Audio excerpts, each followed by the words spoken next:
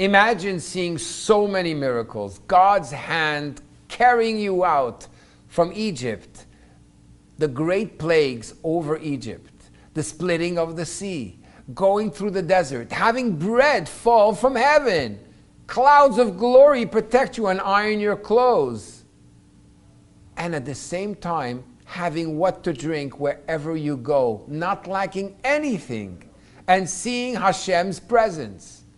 Wouldn't you feel comforted? Wouldn't you feel confident that everything is all right? You're in the right hands. Well, imagine, even after all this, when it came to going to Israel, they were not so happy. They had doubts. Are we going to really be able to conquer that land? How will we make it? And they started complaining. They asked to go and inspect the land before we go and conquer the land. Moshe Rabbeinu turns to God, and God says to him, Shelach lecha anashim, v'yaturu et eretz Kenaan. Go, send one for each tribe, and they will go and explore the land. Out of the 12 leaders, only 2 leaders were protected and were able to have the right perspective when they came to the land of Israel. One was Kalev ben Yefuneh.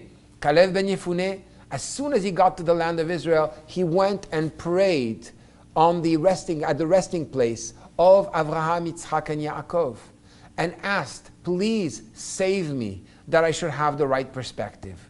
Yehoshua, before he left, was blessed by Moshe to have the right perspective.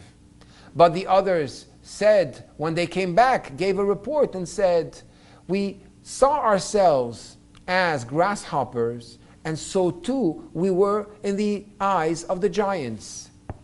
What happens many times in life is that we start going into many negative thoughts, and we have anxiety and doubts. Why?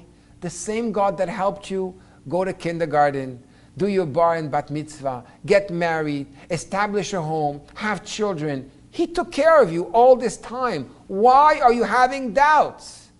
Ayinu be'enenu kechagavim. Because when you go into a new experience, you go to the new land, and you see yourself like grasshoppers, that's how you're going to be perceived by the giants. If you saw yourself as a giant and understood the same hands that carried you all this time will continue to carry you on and not have any doubts, then you would live a life of true joy. And then you would be able not to self-sabotage yourself and actually go to the promised land.